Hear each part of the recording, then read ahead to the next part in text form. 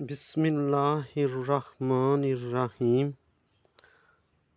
हज़रत अबू सईद खुदरी से रवायत है कि हज़रत मुआविया रज़ियल्लाहु अन्हु ने बताया कि एक दिन हजूर नबी करीम सल्लल्लाहु अलैहि वसल्लम घर से तशरीफ़ लाए तो देखा कि कुछ लोग हल्का बनाए हुए बैठे हैं। आपने पूछा कि साथियों, तुम यहाँ क्यों बैठे हो और क्या कर रहे हो?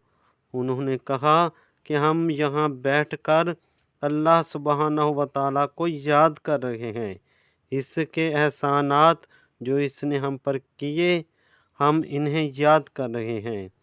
हम इस एहसान को याद कर रहे हैं कि अल्लाह सुब्हानहू व तआला ने हमारे पास अपना दीन भेजा और हमें ईमान लाने की तौफीक बख्शी और हमें सीधा रास्ता दिखाया। एक दूसरी हदीस में हज़रत अबू मूसा अशअरी से रवायत है कि नबी करीम सल्लल्लाहु अलैहि वसल्लम ने फरमाया, जब किसी बंदे का कोई लड़का मरता है तो अल्लाह सुब्हानहू व तआला अपने फरिश्तों से पूछता है, क्या तुमने मेरे बंदे के लड़के की जान कब्ज़ कर ली? वो कहते हैं कि हाँ। फिर वो इनसे पूछता है कि तुमने इसके जिगर के टुकड़े की जान कब्ज़ कर ली? वो कहते हैं कि हाँ। फिर वो इनसे पूछता है कि मेरे बंदे ने क्या कहा? वो कहते हैं कि इस मुसीबत पर इसने तेरी हम्द की और इन्ना लिल्लाहि व इन्ना इलैहि राजिऊन कहा।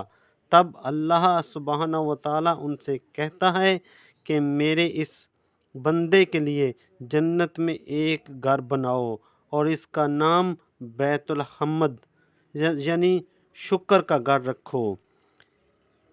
इस बंदा मोमिन ने हम्द की यानी ये कहा कि ए अल्लाह, तेरा शुक्र है, मैं बेटे के छिन जाने पर तुझसे बदगुमान नहीं हूँ। तू जो कुछ करता है जुल्म ना इंसाफ़ी नहीं करता।